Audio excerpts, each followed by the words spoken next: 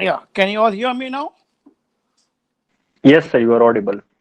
Yeah, now I have been able to lay on the CPC of Bombay, Bombay with Bombay Amendment latest. So told you that caveat provision is containing both in section 148A as well as Bombay Amendment Order 40, Order 40A, Order 40A check करो आप. CPC having a Bombay Amendment Order 40A. Can you open it?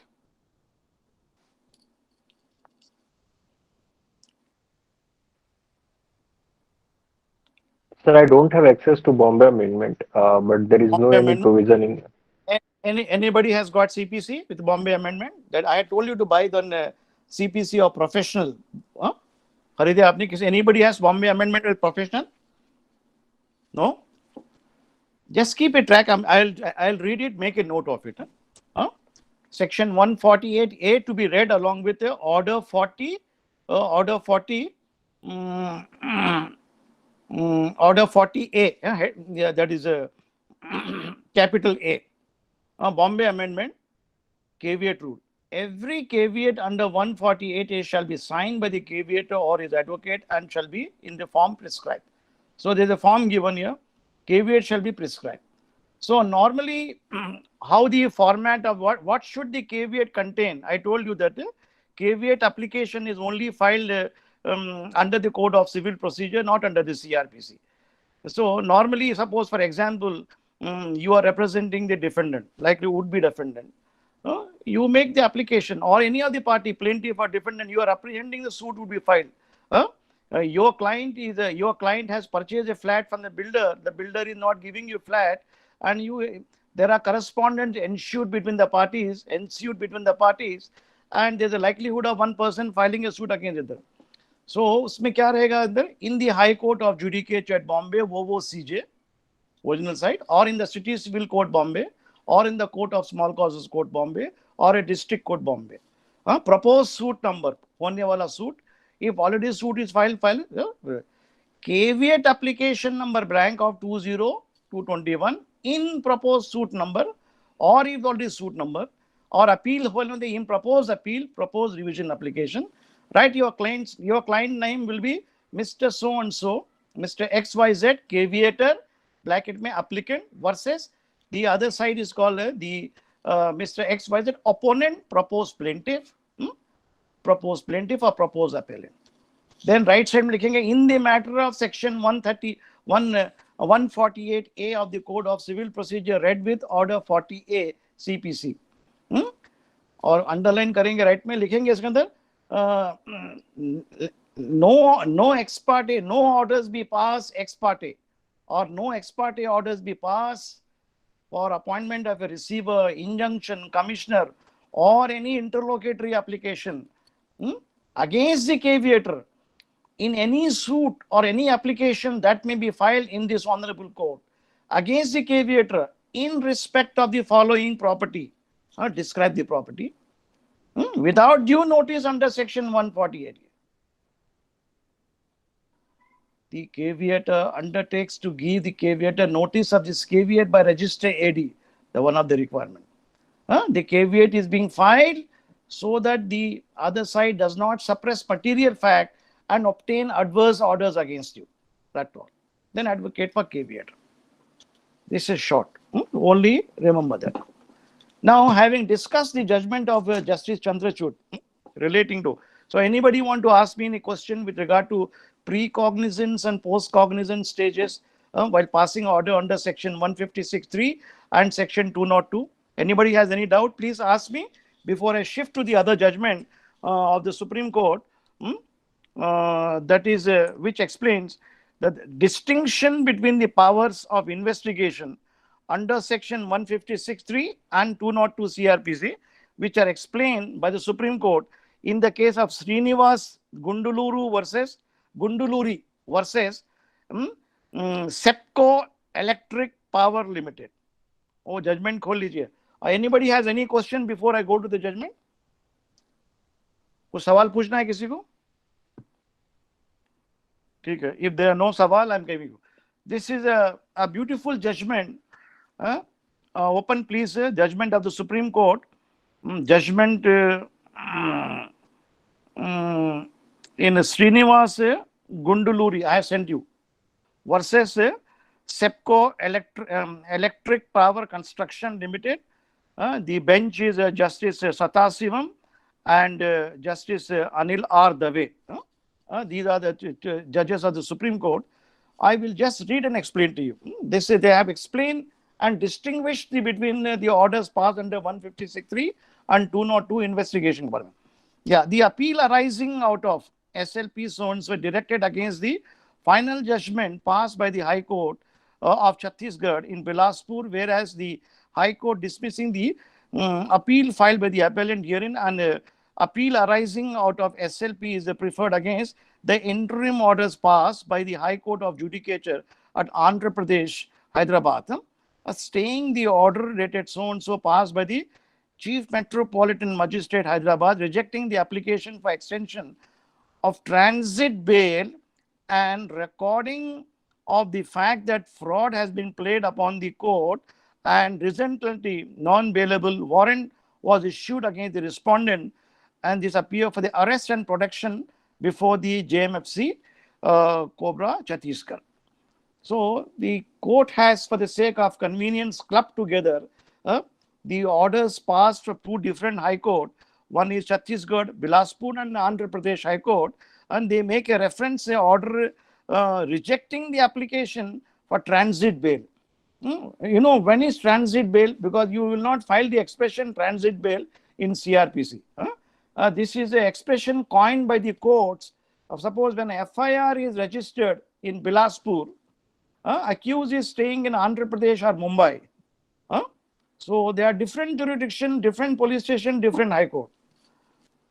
So Delhi police or Bilaspur police, before whom the FIR is registered, they may come and arrest the accused person anytime under section 41, if it's a cognizable offense.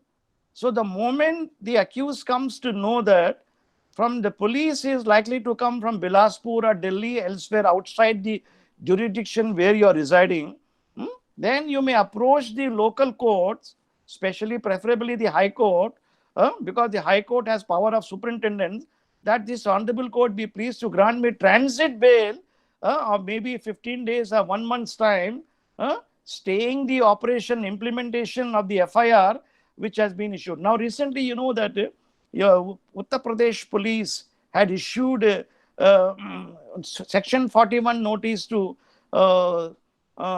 Twitter chief in Karnataka. He was in Bangalore, isn't it? वहाँ पे lot of allegations were made against the Twitter chief.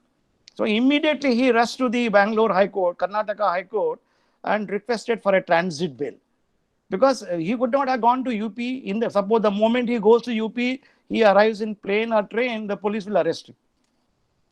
So with a view to prevent malified arrest, sorry.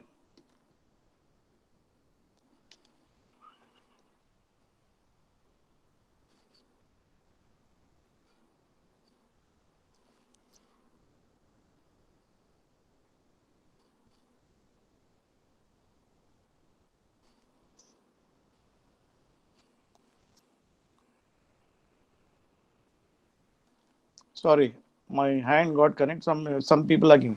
Yeah, with a view to prevent to mischief or a malified arrest, any of the parties who are residing within the jurisdiction of the court may approach the court. Your Lordship, the Honorable Court may kindly grant me transit bail for 15 days. So, Karnataka High Court granted the transit bail to the Twitter officer from going to UP, that they struck down the 41 notice and time was given for interrogation, and you can go there. So here, before the Chhattisgarh High Court, Andhra Pradesh High Court, such application which was rejected and was a subject matter of challenge before the Supreme Court. The facts, the para number 3, the facts leading to the filing of the two appeals are: number 1, Messrs. SEPCO Electric Power Construction Corporation was engaged in erection of a power plant at village Naryaran in Akaltra district, and the Akaltra district Janigir Champa, that is the name, and SEPCO awarded a construction work to Messrs. SSVG Engineering Company, the appellant in the appeal arising from so-and-so as per the terms and conditions of a contract settled between SEPCO and SSVG. The contract value of the work was 42 crore 92 lakhs so-and-so, and the work was to be completed within a period of 2 months. As per the term, 50% of the value of the construction was to be paid, and advance to SSVG was required to go ahead with the project work immediately.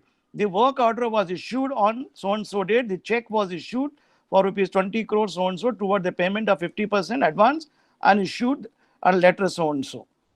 Despite repeated requests, SEPCO has not handed over the site for commencing the work, and requested to hand over the site as to enable to complete the work within a period of 2 months' time, because the deadline was short, and within 2 months, you had to give them a site over.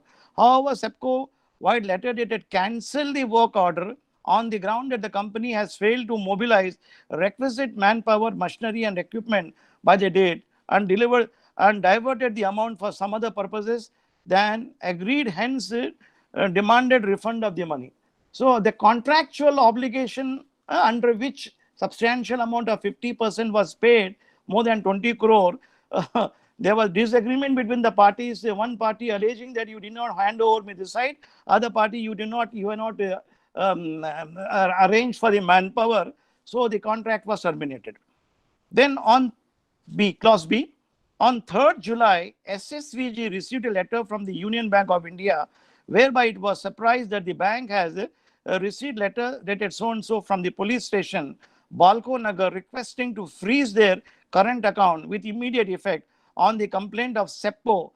Subsequently, SSVG came to know that on so-and-so, SEPCO has filed a criminal complaint against in the court of Judicial Magistrate First Class, Korba.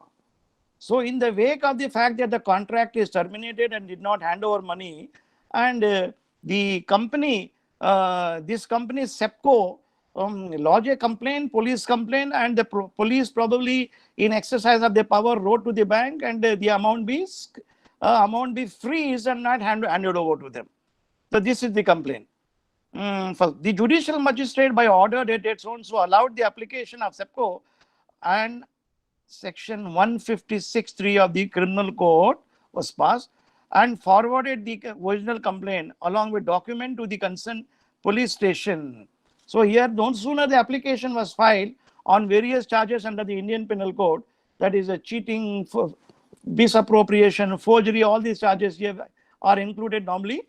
So the magistrate passing an order under Section 156(3), then submitted the inquiring to submit the charge sheet for investigation. Mr. Srinivas Gunduluri, Managing Director of the Principal Officer, SSVG, also received a memo from the police station, Balko Nagar, for recording his statement in the background, and the Managing Director, so-and-so, as well as the company SSVG, filed writ petition. So in the wake of the fact that the police officer issued them notice under Section 161 for recording the statement, apprehending arrest, this immediately rushed to the High Court for quashing of the complaint. Now let us see what does the High Court do. Writ petition was filed in the High Court, Chhattisgarh, praying for quashing and setting aside the order dated 4/7 passed by the judicial magistrate, and proceeding drawn by the magistrate on so-and-so. They also prayed for issuance of writ of prohibition, the order prohibiting further proceeding pending before the magistrate, Korba, in connection with the complaint lodged, and quashing the communication. So this writ petition is obviously filed under Section 482 CRPC. You know that, no? Or read with Section 2 to Article 226, 227 of the Constitution of India. Please note that here. They have gone to the High Court for quashing on the ground that here these are modified proceeding, and the proceeding may kindly be stayed and the police be restrained from taking action. Now, what does the court say? See, the learned single judge, by order dated, dismissed the writ petition. So writ petition, and held that magistrate passed an order under 156(3) after perusing the complaint, which discloses the commission of a cognizable offence and has not committed any illegality, and directed the police to register FIR. So according to the High Court, The order is rightly passed by the magistrate after perusing the document, and he has passed under 156, and there is no illegality. The learned single judge further held that since the police authorities are investigating into the matter, registering FIR, final report is yet to be filed. Therefore, challenge at this stage is premature. So normally, police investigation cannot be stayed unless they are totally mollified. Unlike in the case of a Bhajan Lal's case and other various cases, where political rivalry take place, they caution their state. But in a matter like this, contractual obligation where money has been siphoned, cheating take place, when investigation normally cannot be curtailed. Now, D. Questioning the order of the single judge, SSG preferred WA writ appeal, WA before the division bench of the High Court. The division bench entirely agreeing with the reasoning signed by the learned single judge and dismissed the appeal in the matter. Okay. Again, the dismissal, SLP is filed in the High Court, Supreme Court. Now, clause E. On 9/4/2001, Chhattisgarh police had taken Srinivas Gunduluri, managing director or principal officer, in custody. So he's arrested and produced him for the transit warrant for CMM at Hyderabad. So the police came all the way from Bilaspur, where the project was not completed, where the money has been embezzled, money was not handed over. So the gentleman is from Hyderabad. So when he comes to Hyderabad, they will have to obtain a transit warrant. Please note that. Yeah? Transit warrant before the magistrate is produced under Article 22 of the Constitution, read with Section 57, 56 of the CRPC, which is a mandatory. You all know that here. Then magistrate before Korba, Srinivas Kundulu moved an application before the CMM Hyderabad for extension of the period of transit bail on the ground of his illness, seeking extension of the time so and so on the ground. SLP file against the order of writ appeal is listed so and so. So he requested the learned magistrate, you grant me extend the bail for a further period, and SLP is filed by me in the Supreme Court, which is pending for hearing. Now, what does it happen? Let us see here. Then Gunduluri, thereafter magistrate took cognizance of the fact in view of the fraud played upon the court, rejected the application for extension of the time, and issued non-bailable warrant of arrest for protection before the Korba court. The learned magistrate rejected the application and asked him to proceed, and the police can take him along to the concerned police station. Then before this court on 26/1/9, counsel for the appellant herein offered a pay. Some settlement takes place, and 5 crore was offered by the advocate because this is a civil matter where the amount was not written. So the charges were under section 401, 397. Sorry, that is again. Come to para number 1. Heard Dr. Sanghvi, learned counsel, so and so. The Supreme Court is passing.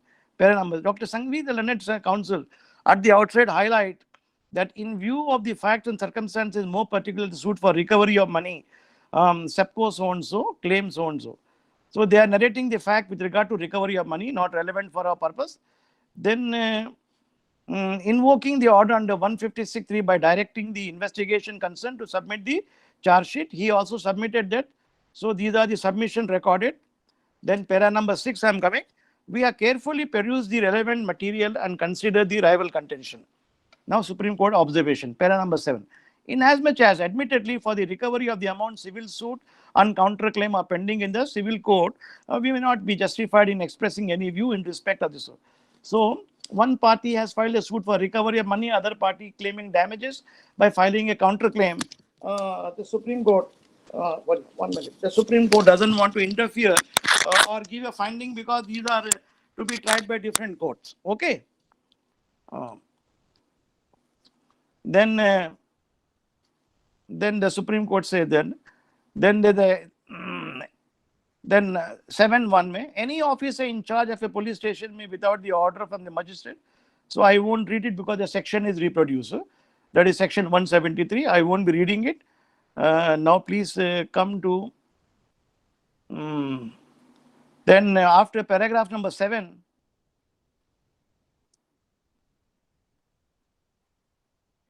Yeah. Para number 10. Mr. Sundaram, learned counsel for SPG present to service the decision of Devarapalli Lakshminarayan Reddy's case. Let us see. Devarapalli Rashmi Narayan's case, a bench of 3 judges see, have explained the power of the magistrate under 156(3) and 200. See, both have been explained. The following discussion and ultimate conclusion are relevant, which read, number one, it is well settled that the magistrate receives a complaint. He is not bound to take cognizance of the fact alleged in the complaint, discloses the commission of the offence.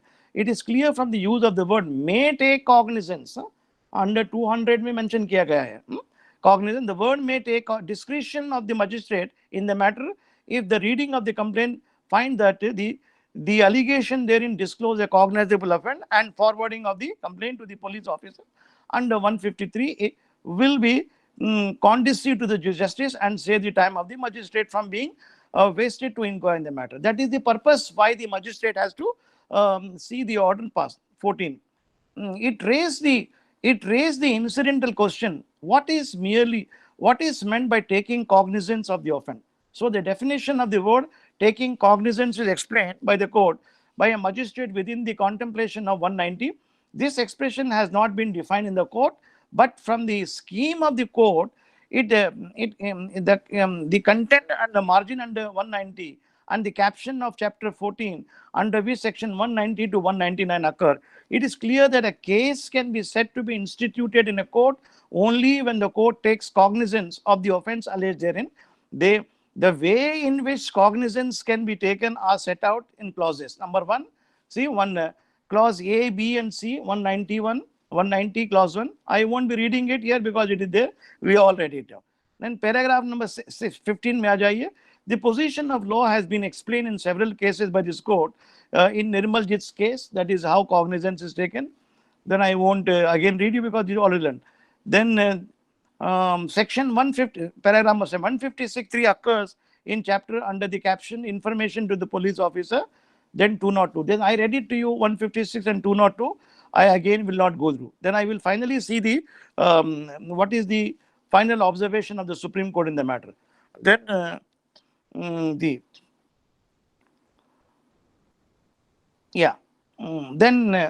the above, you see, from the above it is clear from the magistrate only ordered investigation under 156(3) of the court. It shows that the magistrate perused the complaint without examining the merits of the claim, and there is sufficient ground for proceeding or not. Directed the police officer for investigation under 153. As rightly observed by the learned single judge of the High Court, magistrate did not bring into motion the machinery under chapter 15 of the code. Chapter 15 means section 200 onwards. He did not examine the complainant. So 200 may examination mandatory or is examination. Under 200 of the CPC, which is the first step in procuring prescribed under the chapter, the question of taking steps produced under 202 did not arise. 202 contemplates, as you know, that here, that is only when the inquiry is to be held or investigation by the police when he is not taking cognizance. Then, as rightly pointed out by Mr. Sundaram, instead of taking cognizance, the magistrate has merely allowed the application of the SPC under 156(3) of the court and sent the same. Oh, sorry. Oh, it is. Yeah, 156. To make it clear, in respect of the doubt raised by Mr. Sanghvi, this observation I won't read because it will take too much time. Then para number 16, in the light of, para number 17 mein aa jaiye. Para number 16. Dr. Singhvi has brought to our notice the respondent SEPCO has made another complaint in respect of the magistrate and so and so, which is not concerned. 17. In the light of what has been said above, we are in agreement with the order dated passed by the learned single judge of the High Court, Chhattisgarh, and we order that order dated passed by the division bench, Chhattisgarh, as an order. There is no impediment for the police to investigate and submit the report directed by the Chief Magistrate Corbe, Chhattisgarh. Interim orders in respect of so and so are vacated. In the result, appeal allowed. So, in sum and substance of the case, the Supreme Court in this case clearly says that when the learned magistrate is when passing order under 156(3) for conducting investigation, magistrate is not required to record evidence of the complainant nor take the evidence of the witnesses. Okay, that is the distinction. The distinction between 156, the investigation under 1202, under 202 investigation, the magistrate takes it after recording evidence of the witnesses, which is called post-cognizance, whereas passing an order under 156.3, pre-cognizance. That is what you have to remember. Is that clear now? Is that clear? Now, this is further clear from the judgment of the Supreme Court in Devapalli's case. Devarapalli का judgement देख लीजिए.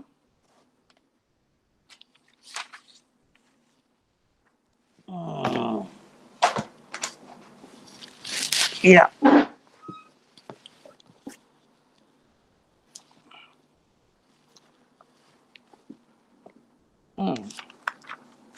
Yeah. Open this final judgment. This is of discussion. If anybody wants to ask question, ask me. This is a final discussion. I'll take it today of D. Lakshmi Narayan versus L. Narayan. This is a very leading judgment given by 3 judges, except one point has been disagreed here, which I will read it here. Please open the judgment of the Supreme Court given by Justice R.S. Sarkar, Justice Singhal, and Justice Jaswant Singh. Judgment dated, this is the 4th of May 1976. It's a very short judgment of just 3-4 pages. I will read it for you and also explain to you. Then you will completely coming to, you will know the difference, how cognizance take place under 190, what is 156.3 and what is 202. Then you don't have to bother. Then I will give you the judgment of, just open it. This is a judgment has been penned down by Justice Sarkaria. Open this up.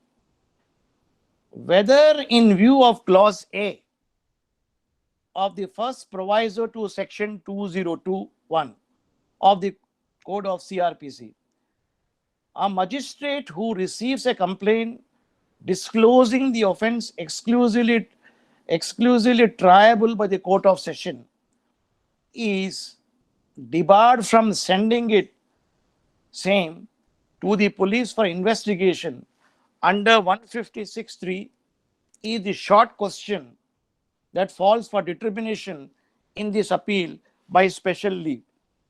Please note that here. Yeah.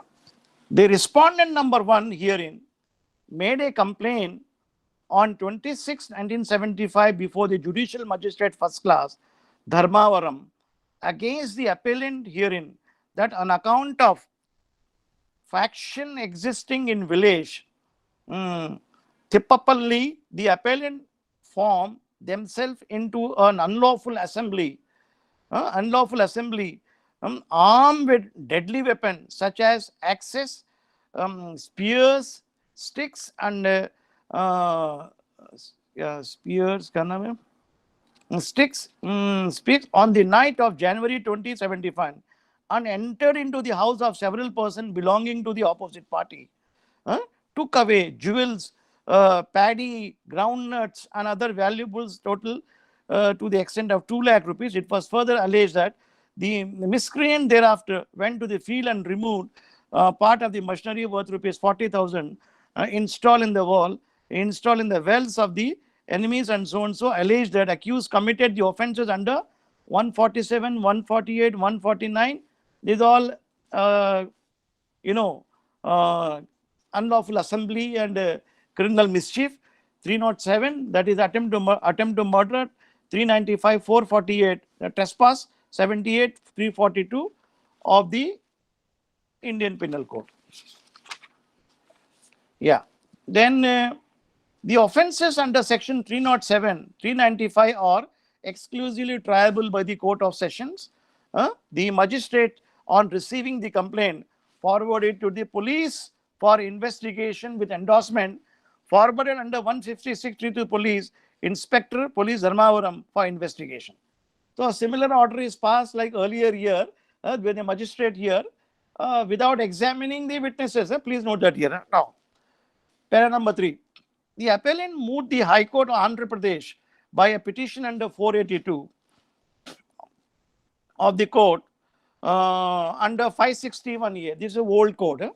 Under section, now under the new code, the section is 482. Under the old act, it is a 568A, 561A of the old code, praying that the order passed by the magistrate be quashed, inasmuch as it was illegal, unjust, gravely prejudicial to the petitioner, and the magistrate who heard the petition dismissed it by the order dated, hence the appeal. So the High Court of Andhra Pradesh summarily rejected the writ petition which was filed under 482. Okay? Or the application, you may call it 42. So then the matter has come up in the Supreme Court by way of SLP under Article 136 of the Constitution. You all know the power of the Supreme Court. Now, and the appeal. Para 5. Mr. Bassi Reddy, appearing for the appellant, contended that the High Court has failed to appreciate the true facts of the changes brought by the court in 1973. According to the counsel appearing on the new code, it's a complaint disclosing an offense triable exclusively by the Court of Session. Mind you that. The magistrate is bound to proceed with the complaint himself before issuing process to the accused. The point pressed into argument is that clause A of the first proviso to 201A of the new code peremptorily prohibit the magistrate to direct investigation of such complaint by the police or any other person. The cases Gopal Das, so and so, were referred by the High Court as sought to be distinguished on the ground that they were decided under the old code, which did not provide for any such ban and explicit. As against this, Mr. Rama Reddy, whose arguments have been adopted by Mr. Chaudhary, submit that power conferred on the magistrate under 156(3) of the code are independent of the power to send the case investigation under section 202 of the code. That the power under 156(3) can be invoked at a stage when the magistrate has not taken cognizance of the case, while section 202 comes into operation after the magistrate start dealing with the complaint in accordance with the provisions of chapter 15. That is the proposition which was laid down and which has come from here initially.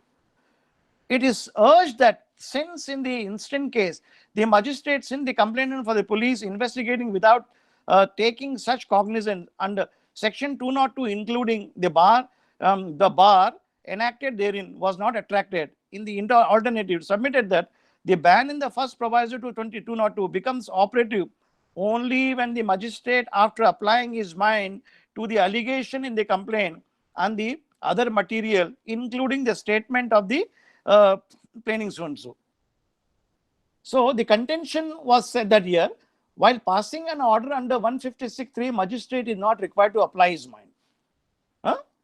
His application of the mind comes into play when he is recording the evidence. It's very interesting legal point. Please pay attention to this. After applying his mind to the allegation in the complaint, witnesses, if any, under 202, is prima facie satisfied that the offense complaint is a triable exclusively by the Court of Session. The point sought to be made out is that a mere allegation in the complaint that the offense committed is one of exclusively triable by the Court of Session does not oust the jurisdiction of the magistrate to get the case investigated with the police or other person. The word appears, according to the counsel, import a prerequisite or condition precedent or the existence of which must be objectively and judicially established before the prohibition in the first proviso to 202 becomes operative. It is added that the instant case, the existence of the condition precedent was not in indeed could not be established. Now you know that here, even in session triable cases, we learned here, FIR is first lodged before a police officer, then transmission of the FIR is sent to magistrate under 155, then the investigation starts, the police officer is directly in touch with the magistrate. He doesn't go to session court directly. After completion of the investigation, the police officer files a charge sheet, a police report, under 173, it is filed before the magistrate and not before the sessions court. It is only after filing the charge sheet, the learned magistrate peruses the record of the charge sheet under 173. Then he will make it sure that accused is also furnished the copy. When accused is furnished the copy of the same, then under section 209, if the case is triable by the court of session, then the magistrate passes an order of committal. Okay? The order of committal, just open section 209, please. You come to know when the magistrate's role come into play here.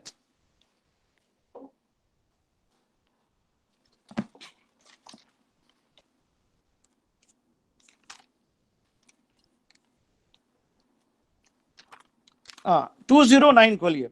Commitment of a case of the sessions when offence is triable exclusively by it. When in a case instituted on a police report or otherwise, the accused appears or is brought before a magistrate, it appears to the magistrate that the offence is triable by the court of session, he shall commit after complying the provisions of 207. 207 क्या कहता है? It should mean the magistrate, the police must supply the copy to the accused person. Or section 208 mean supplying the statement to the accused at this stage. Then relating to the case, then B, subject to the provisions of the court relating to bail remand. So it is only under 209 the magistrate commit the proceeding. There is one more section where the committal take place. See section 323.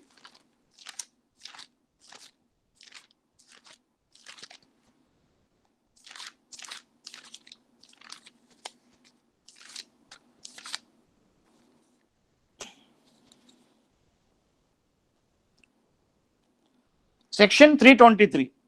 Procedure when after commencement of the inquiry or trial, magistrate finds case should be committed. If an inquiry into the offence or a trial before a magistrate, it appears to him at any stage of the proceeding before signing judgment, the case is one which ought to be tried by the court of the session, he shall commit it to the court under the provisions hereinafter referred to. So, nothing debars the magistrate from holding inquiry.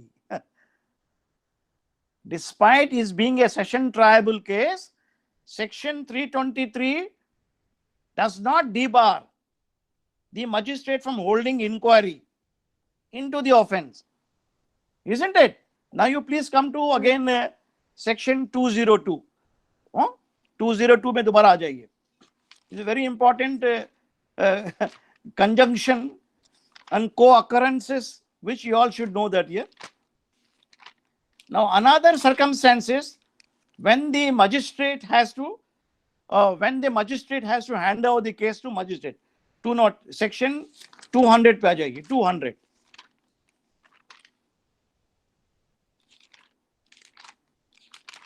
Yeah. Section 200, 201 पे आ जाइए. Procedure by magistrate not competent to take cognizance of the case. I mean the magistrate has no jurisdiction. Now when his jurisdiction is displaced, but magistrate has jurisdiction to receive the FIR, magistrate even in session triable case, even a murder has taken place, FIR is first lodged before the police and it goes to magistrate. Accused is produced under 169(2) CRPC, that is a stage of remand before a magistrate. And the provisions of section अभी पढ़े हमने 323 says inquiry can be held by magistrate. So all these preliminaries, inquiries can be held. What the magistrate lack jurisdiction when he cannot conduct a trial, session triable case, and what is the stage. Now this के लिए 201. Procedure when the magistrate not competent. Now if the complaint is made to the magistrate who is not competent to take cognizance of the offense, he shall. I mean, if he is not competent, when number one, it's a session triable case. It's a triable by is a special court, a triable by the High Court, a triable by some other court. Magistrate has no power. Then he shall, if the complaint is in writing, return it for presentation for proper court within the endorsement. Suppose if the offense has been committed in Kolaba area, accused is he is in Andheri, and a case is registered in Andheri, but it can be transferred because, you know, under section 407, 408, 409, we learned the cases can be transferred from one magistrate to other magistrate. Jurisdiction के अंदर हम लोगों ने सीखा था. Next is second, if the complaint is in writing, return presentation. If the complaint is not in writing, direct the complaint into proper court. Okay, these are the instances when the magistrate can do. But the problem is, the question is, what is the stage of sending it back?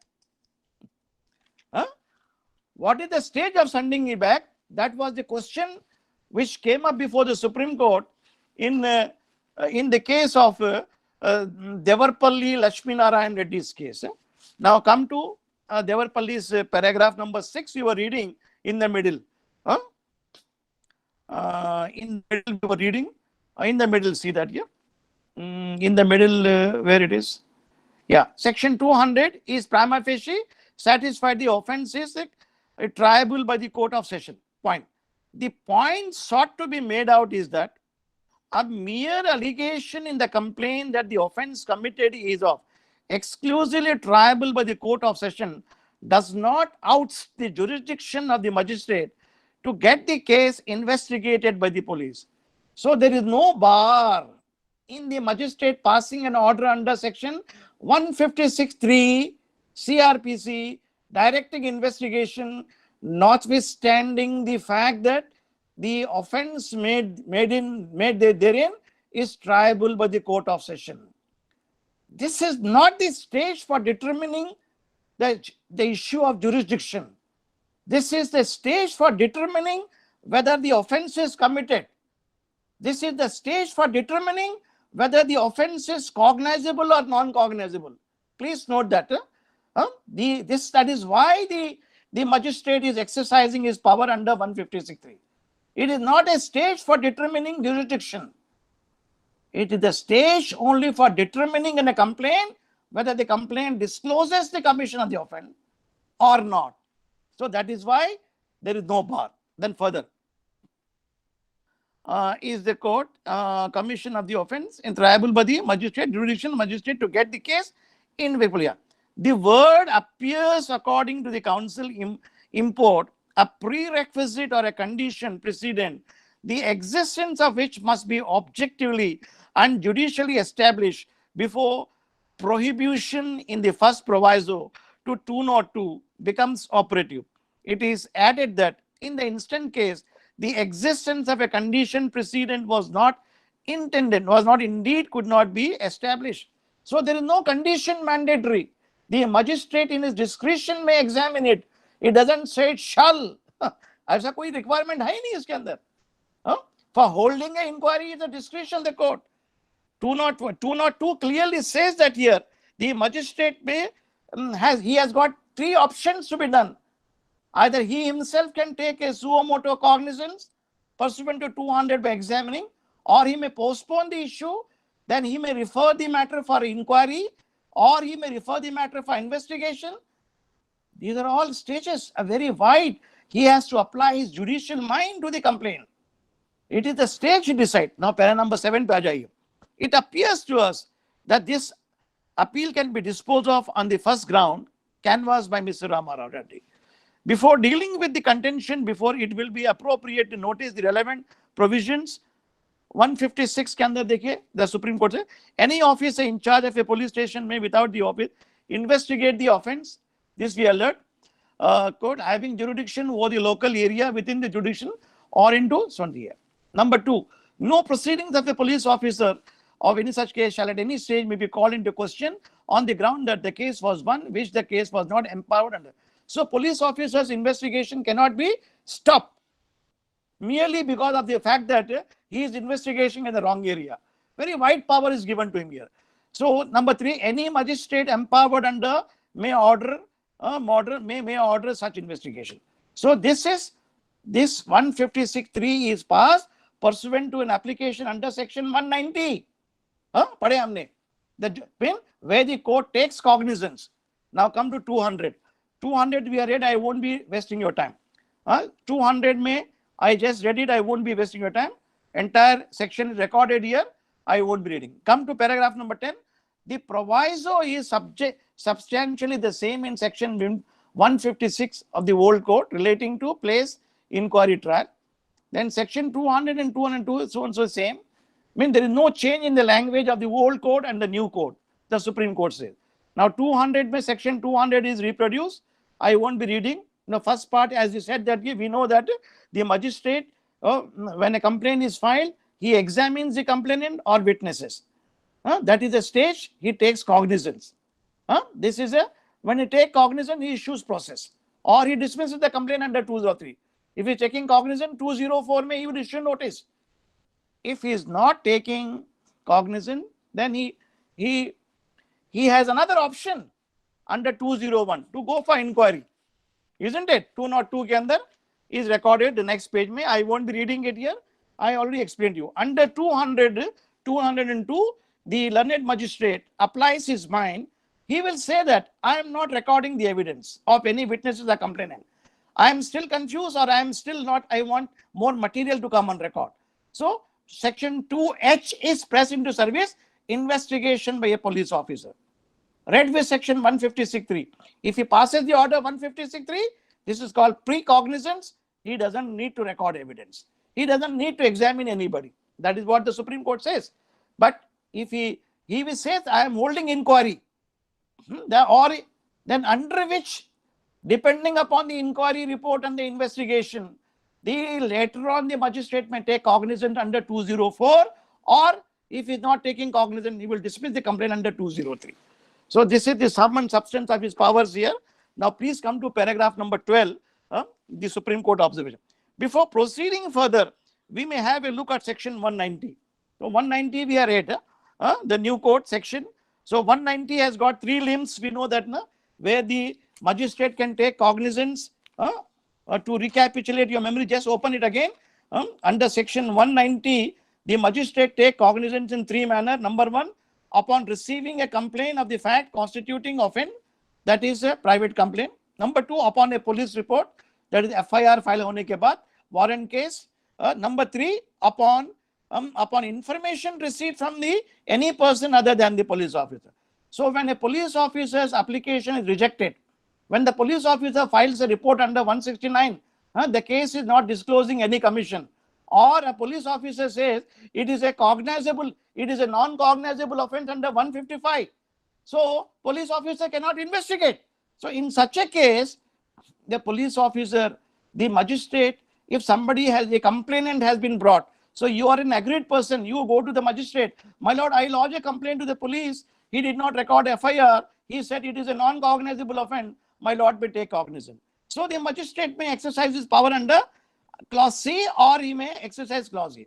But if he has rejected the police report under 169, where the police officer said, then no, there is a deficient evidence, there is no evidence on record to go on trial for the accused person, not to waste the time, then magistrate may disagree with him. When a magistrate disagrees with him, he will take cognizance of the complaint under 190 clause 3. Please see that these are the 3 examples here. 190 A is a private complaint. 190 clause B is a police complaint, FIR. Number 190 clause C is an example where the police officer files a closure report under section 169. Summary report. Summary report is being contested by the victim by filing a protest petition. He says, I am not acceptable. You are a complainant. Suppose a father will say that my daughter has been subjected to cruelty and she has committed suicide at the instigation of the husband and in-laws. They were demanding dowry and bribery, all kind of dowry, and she committed suicide out of frustration. and case is filed under section 300, 309, police investigate karega, bolega, no, it's a accidental death. She has committed voluntary death. वो खुद फांसी कर ली.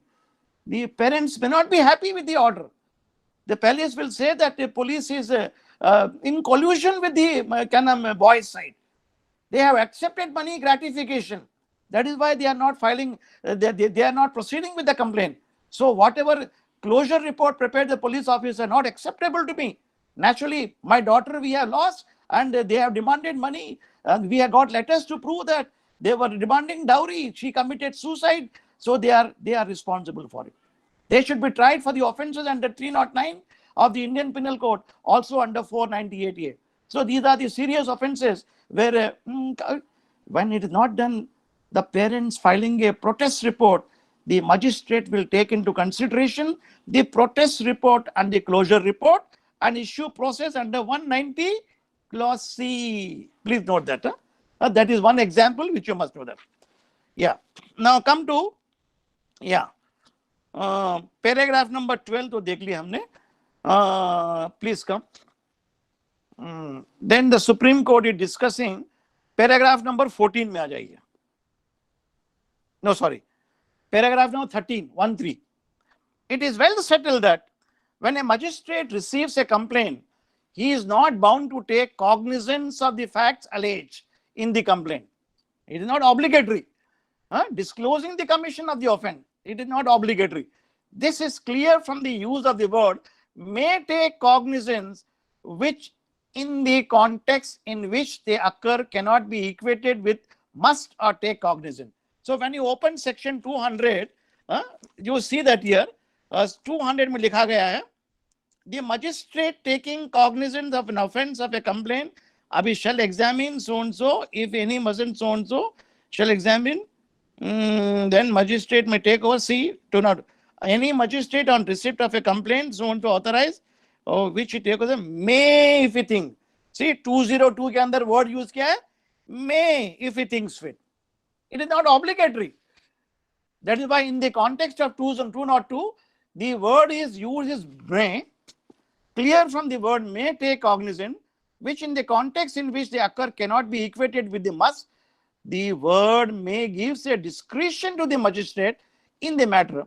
If on the reading of a complaint, he finds that the allegation therein disclose a cognizable offence and the forwarding of the complaint to the police for investigation under 156(3) will be conducive to justice, and such the valuable time of the court from the being wasted in the inquiring into matter, which was primary duty of the police to investigate, he will be justified in adopting the course as an alternative to taking cognizance. So the Supreme Court clearly says that the magistrate is not under obligation to take immediately cognizance. Magistrate may say that it is a duty. The duty of investigation is under the police. You learn from the language of section 2H of the CRPC, which clearly says that here 2H, investigation include proceeding under the code under the collection of evidence conducted by the police officer. So why should the magistrate waste his time? He has got more other work. He may be having urgent work to give judgments. He may be having work to attend to the accused person who are in custody. He may be having attend to camera proceeding. He may be attending proceedings for settling the matter, 321 matter. Magistrate is a busy man. So when a fresh complaint is filed, when he is in doubt, when he said, let the police investigate, the fraud is committed, forgery is committed, why should the learned magistrate record his evidence and witnesses? Someone, if you are complaining forgery has taken place, a handwriting expert is required under the Evidence Act. You have to examine a handwriting expert. So why should this exercise be done, which will take a long time? The magistrate may rightly send the matter for investigation under 156(3), which is called a pre-cognizant stage. He need not waste it. It is not mandatory that he must apply his mind. Please note that. That is what is clear from the judgment of Devarpalli's case in para 13. Now 14 pe aa jaiye. Now this raises an incidental question. What is meant by taking cognizance of the offence by the magistrate within the contemplation of 190. So 190 may we explain A, B, C, D. The expression has not been defined in the code, but from the scheme of the code, the content marginal head of 190, the caption chapter 14, 190 occurs, it's clear that the case can be said to be instituted in a court only when the court takes cognizance of offense alleged therein. So unless there is a cognizance, he cannot take it. The ways in which cognizance can be taken are 190 A, B, C of section 190. Whether the magistrate has or not taken cognizance will depend upon the circumstances of the peculiar case, including the mode in which the case is sought to be instituted and the nature of the preliminary action, if any, taken by the magistrate. Broadly speaking, when on receiving a complaint, the magistrate applies his mind for the purposes of proceeding under 200. Only under section 200 के लिए magistrate will apply his judicial mind. Namely, why? Because here he has to record the evidence of the complainant and record the evidence of the witnesses. Whereas under 202, he doesn't have to record evidence. He doesn't have to record evidence of witnesses. इसीलिए and succeeding proceeding in chapter 15 of the code, he is said to have taken cognizance of the offense within the meaning of. So when he passes an order under section 200 in the first paragraph, that is, he has taken cognizance within the meaning of 191A. In a private complaint, yes, you have filed a complaint. My partner has cheated me. He has withdrawn amount without my consent from the bank. 10 crore rupees is a big amount, which is without my knowledge, and he has siphoned and invested the money in other properties. समझे ना, ये cheating हो गया, breach of trust हो गया. So magistrate is said, you produce the bank account, everything, partnership record. The magistrate is convinced, yes, I am convinced. Your signature, you have not signed the check, yes. Your consent is not taken. Magistrate can straight away take cognizance. After examining you, after perusing your partnership deed, after perusing your bank record, after if you examine the bank manager who says so and so amount is withdrawn from this bank to other bank, either 5 ho gaya. So cognizance is taken, magistrate applies his mind. Now let us see. Instead of proceeding under chapter 15, chapter 15 means section 200 convert. He has in the judicial exercise of the discretion taken action of some other kind. So there is an alternative remedy available to him, such as including search warrant for the purpose of investigation. So the magistrate can also issue a search warrant when you have made the application. For example, suppose for example, married couple, a wife will say that my in-laws and my husband are treating me with cruelty, and all my jewelry has been taken charge by my mother-in-law, and they took it and kept in the bank locker. Isn't it? Normally it happens in our Indian law. बहुत सारा होता है. You all know that in every household, in many households, this problem happens. After marriage, the wife is complaining, the newly married wife, that my jewelry has been, a woman doesn't like to part with the jewelry. But mother-in-law says that you have to give jewelry. If you want to stay in our house, you have to follow our rule. So relations are strained. Husband also demanding dowry. वो बोलेगा तुम्हारे daddy mummy को बोलो हमारे लिए car देना, हमारे लिए प्रॉपर्टी लेके देना, बंगलो लेके देना. Then wife and the in-laws come and consult you as a lawyer. What action can I take? Action, 498A, section 3 of the Dowry Prohibition Act. आप file करेंगे case. So when you file a case of this nature before a magistrate under section 200, magistrate may say that, my lord, the woman is saying my jewelry has been confiscated by the mother-in-law, she has kept in a bank locker. So without examining her or any witnesses, magistrate will say, I am issuing search warrant under section 93, directing the police to visit the bank and open the locker and confiscate. That order can be passed. So this order which is passed is an alternative order. Magistrate is not taking cognizance. Please note that This is an interlocutory order. Yeah? It's an interlocutory order for which purpose magistrate is not required to examine complainant. For which purpose under section 193 CRPC, magistrate can issue a search warrant. And section 94 के अंदर search warrant suspected of a person containing stolen property, forged document. Open करो section 93, 94. उस पे power है. So magistrate can pass such orders, the interlocutory order.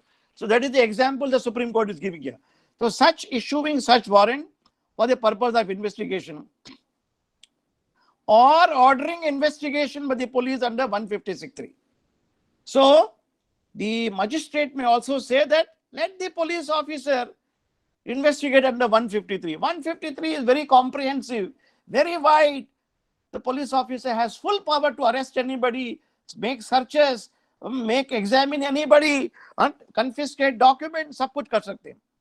Whereas 92 or 93 is a specific order for such warrant. Whereas the police officer himself, when you see the scheme of section 57 onwards, when you see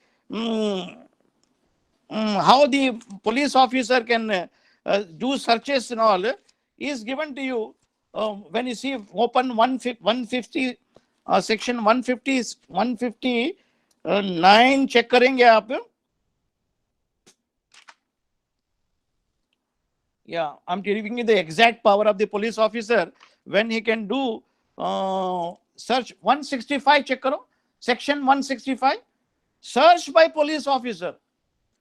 Whenever a police in charge of a police station making investigation has reasonable ground for believing anything necessary for the purpose of investigation into offense, he is authorized to investigate. May found he can do searches of any place under section 165. Then under 166, he may require another police officer to warrant. Such warrant can be issued for the police officer.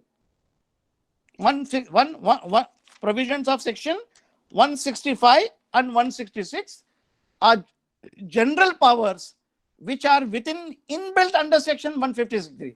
Whereas section 92, 93, the magistrate has to pass a specific order, interlocutory order, directing the police that you go and break open the locker and seize the article. I am issuing a search warrant. That can be passed. That is what, yeah. Para 15 पे आ जाइए, judgment of Devapalli's case. This position of law has been explained by several cases, various cases, I won't know. Para 16. The position under the code, old code, with regard to the power under magistrate having been jurisdiction, be sent to disclosing so and so by the magistrate, section 156(3) remain unchanged. So the provisions of the old code and 156(3) are same. Then the distinction, see, the distinction between police investigation under 156(3) and the one directed under 202, please note that, has also been maintained under the new code, but a rider has been claimed by the first proviso under 202. If it appears to the magistrate, then offense triable exclusively by the court of session has been committed, shall not make direction for the investigation. So under 202 investigation will not cover investigation when the magistrate is of the opinion the case is triable by the court of session. 202. But whereas under 156, he can do that. Even a session triable case, he doesn't decide immediately. Because in the case of 202, magistrate is applying his mind. He is recording partly evidence of the complainant and the witnesses. So he has applied his mind, taken part cognizant. So he has come to know the nature of the offense. So he has come to know the offense is triable by the court of session. Now in that, even under 202, he will not tell the police officer and the case is triable by the court of session. No, he will not do that. 202 order investigation will not be tried if the offense is robbery, if it is a murder case, and if it is triable by the court of session. But only under section 156(3), even a session triable case is covered in the matter. Now come to 17. 156(3) occurs in chapter so and so in the caption formation police and the power so and so the power to operate distinction, so and so, magistrate is in the session court. That is to say, in the case of complaint, and can be invoked by the magistrate before the taking cognizance of the offence under 190. But if one takes cognizance and embarks upon the procedure embodied in 15, he is not competent to switch back to the, so this is not competent to switch back to the precondition stage and avail section 156(3). Now, this observation in paragraph number 17 are not met with approval by the present bench of the Supreme Court, headed by Justice Nariman's bench, which I will discuss tomorrow. As time ne uske andar, that is, I have given you the judgment, Vinuben Haribau's case, Malviya's case, that I will discuss tomorrow. This observation of the Supreme Court in paragraph number 70 mean once the magistrate has passed an order under section 156(3), then he take cognizance. He cannot once again pass order under 156(3). That is what this judgment says. This is not accepted by one former judgment of the Supreme Court and judgment of Justice Nariman's bench, which I'll explain. So please pay attention here, para 17 mein. But if he once takes cognizance, mean magistrate has taken cognizance under 200 and embarks upon the procedure embodied in the chapter 15. Mean after having taken cognizance, he issues process under 204. Process issue karne ke baad, can he again redirect the police to go for investigation? That is why he is not competent to switch back to the precondition stage and avail 156(3). The meaning is that here the learned magistrate has not recorded the evidence of complainant, not recorded the evidence of the complainant, but he has directed inquiry under section 202 or directed the police to investigate 202. Then वो report आने के बाद he cannot once again pass an order under 156(3) according to the judgment of the Supreme Court in Devarpalli case. He cannot switch back. When having not invoked earlier, he cannot go back. This is not appreciated in the new bank. Please note that. But till now, 2019, this was a good law. But there is one old judgment of the Supreme Court, Hidayatullah, and I'll point out to you, they have taken a different view, which was not pointed out. The judgment of Justice Hidayatullah, this is the case you take down.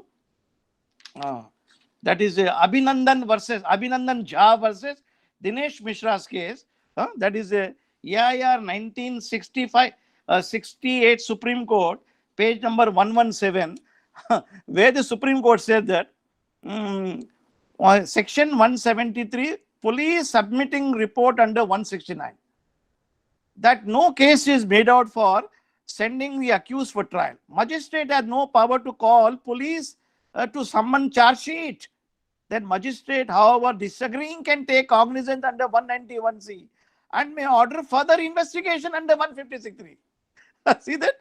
So the old bench judgment, that is of the year 1968, which says that the magistrate can again turn back and issue order under 156(3), is the old judgment of the Supreme Court in the year 1968, where Justice Hidayatullah and Justice Vaidyanathan had given. It appears this judgment is not cited. It is per inquirium. So this judgment does not find place in the judgment before the Supreme Court in Devarapalli Lakshminarayana's case. Okay, then I am winding up here this question. Another 5 minutes, 10 minutes. Then see. Then you come back to same thing. It may be noted that, para 17. It may be noted that an order made under 153(6) in the nature of a peremptory reminder or intimation to the police exercise their power of investigation under 1 year. This is correct.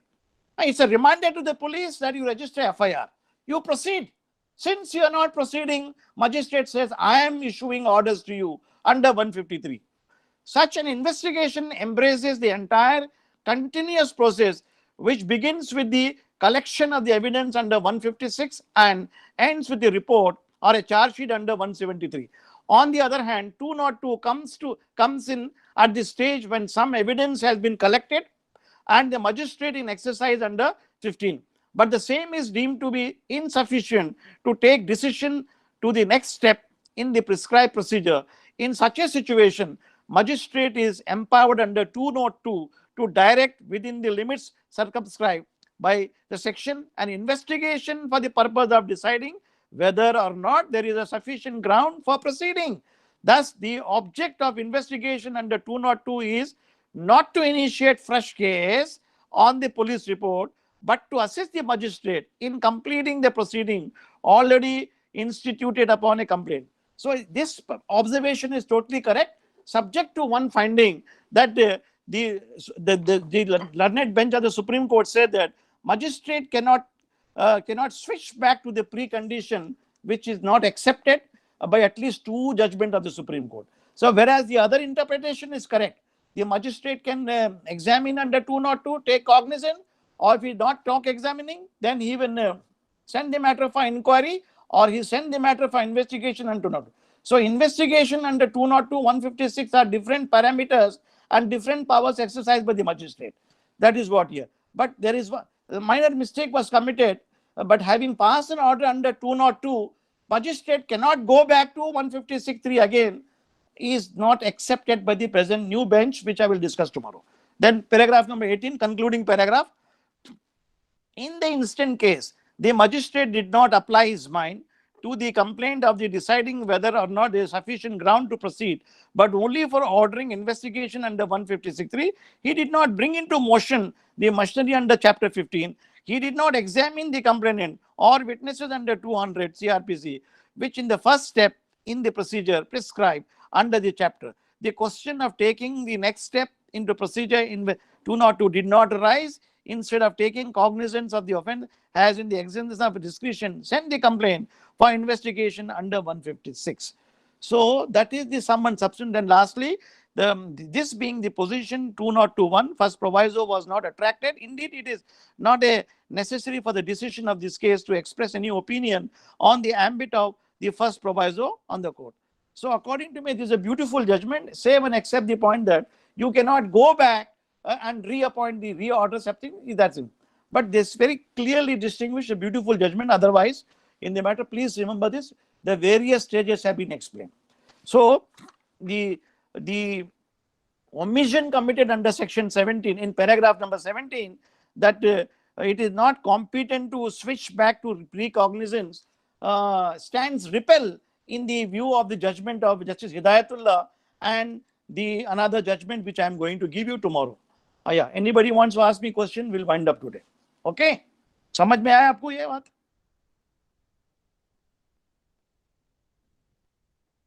Nobody is saying anything.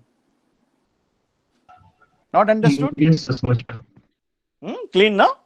So the concept is clean to you under 190 में A, B, C and section 200 में 200 ऊपर से आएगा, then 202 में procedure, investigation and inquiry procedure. Then what is 156.3 and 202? It's very simple, and these are, and you had of course this is a subject matter of debate, and it has created a judicial conundrum everywhere. Of course, this has been that is why the Bombay High Court recently misunderstood the provisions of section 200. It says that how can order under 156.3 be passed without examining the witnesses and the complainant, which is not correct. So rightly, the bench of Justice Chandrachud and Justice R.M. Shah clearly said that it is not obligatory. So I gave you the various judgments. So please note in mind the judgment of Justice Chandrachud, and that is a Supreme Bhimandi Wada case. Then I have given you the judgment of the Supreme Court in the case of, wait, I'll give you Dorapalli's case, as well as other two judgments. Ramesh Bhai, Pandu Bhai's case, State of Gujarat, 2010, 4 SCC, page number 185. That is also a judgment on that point. Then Suresh Agrawal versus State of NCT, Delhi, is also a judgment on that point. Then Srinivas Gunduluru versus SCPC electrical is the judgment which I cited to you of the three benches. That is Justice Satashivam and Justice Anil R. Dave, which is a beautiful judgment explaining the distinguishing the scope of inquiry in investigation under 156, 300 and 200. Please bear in mind. And tomorrow I will take up the judgment. Then also we discuss Devarapalli's Ashmanda's case. Then tomorrow we'll discuss the judgment of Justice, the bench of Justice Nariman, that is Vinubhai Harubhai Malavia versus State of Gujarat. A judgment dated 16 October 2019. We'll keep it for day after tomorrow. You must be tired. I am also tired. Okay. So substantially you learned all these judgments. You can reap advantage. You can be a good lawyer and score good marks, and you can also present your case. And today also you learned the provisions of CPC, what is a caveat, section 148A and order 20A. Please read it. Caveat, how the caveat is to be drafted, how it is to be presented. Whereas in CRPC cases, there is no caveat. No caveat, there is no review also in CRPC. You know that, no? Under the provisions of 300 and section 362, padhe na humne? There is no review powers. What is the relevant section in CRPC I gave you? 362, if I am not mistaken. Yes, section 362 court not to alter judgment. Save as otherwise provided by this court or any other law for the time info. No court which has signed its judgment or final disposal of case shall alter, review the same, except correcting clerical arithmetical error. And the civil court also has power to correct the mistakes in the judgment. Please read section 152, CPC Collegia. Similar provisions I am pointing out to you. Analogous provision you should know. CPC, CRPC के अंदर. Will you please open section 152, amendment or judgment, decree or order. Clerical, arithmetical mistake in judgment, decree or orders, errors arising therein from the accidental slips or omission may at any time corrected by the court, either on its own motion or an application of any parties. Section 152 is analogous to section 362 CRPC. Please note that. 152 is very wide, section 360, and there are no review powers. CRPC में पढ़े हमने section 114 and order 47 review powers. CRPC में review नहीं. Inherent power under the CRPC are only given to High Court under 482, whereas under 151 inherent powers are given to all the civil courts, High Court, City Civil Court, Small Causes Court, Civil Judge, Senior Division, Union Division, District Court, every court wherever CPC is applicable. All courts are given. So a distinction yaad rakhiye. Okay. Anybody want to ask me any question for today's lecture?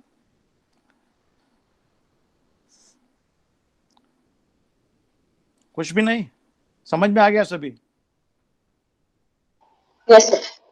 You may see the video tomorrow and ask me day after tomorrow. Okay. Okay. So day after tomorrow we'll meet with some other new judgment and further provisions in the CPC and CRPC both. I mean, I want to take you the trial procedure, but before the trial, I'm making your foundation strong. You should know the interpretation of each section, especially the CRPC 190, 200, 201, and also CPC may various provisions. And whatever doubts you have got in CPC, ask me, because another professor is teaching you. I do not know what portions are left out, what is not taught. And I will teach you something different which is not taught because repetition can be avoided. Okay? Bata dijiye. Because since caveat you have not learned good, I'll show it to you. I'll keep asking questions to you. Then I come to know whether you have been taught or not. Okay, then. Finish for the day and good night, everybody. Okay. Bye-bye. Thank you, sir. Night. Bye-bye.